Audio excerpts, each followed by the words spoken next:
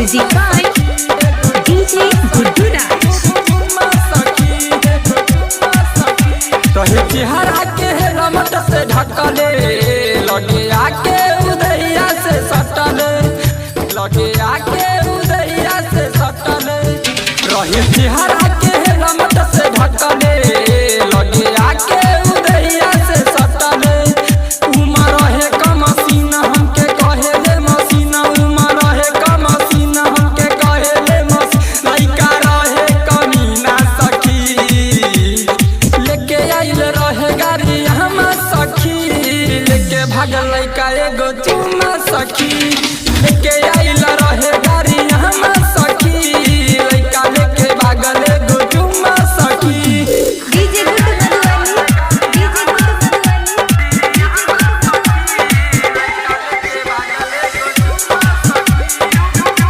आप सुन रहे हैं जियो म्यूजिक की शानदार प्रस्तुति। गइल रहली बगल में नाच हो, पीछे से आके लागल हाथ हो। लेके उ चुम्मा भागल रहे रात में, उल्टा सीधा भइल हमारा ई साथ में। देखे गइल रहली बगल में नाच हो, पीछे से आके लागल हाथ हो। लेके उ चुम्मा भागल रहे रात में, उल्टा सीधा भइल हमारा ई साथ में।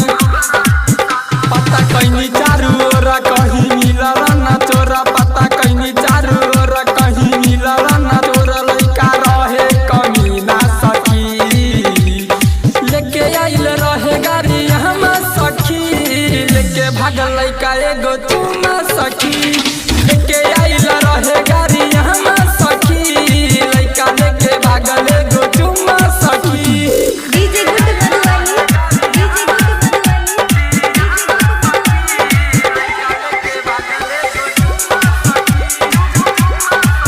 आप सुन रहे हैं जियो म्यूजिक की शानदार प्रस्तुति। गायक रवि करे लागल चाल हो, गुड्डू लोहारा करेला बवाल हो।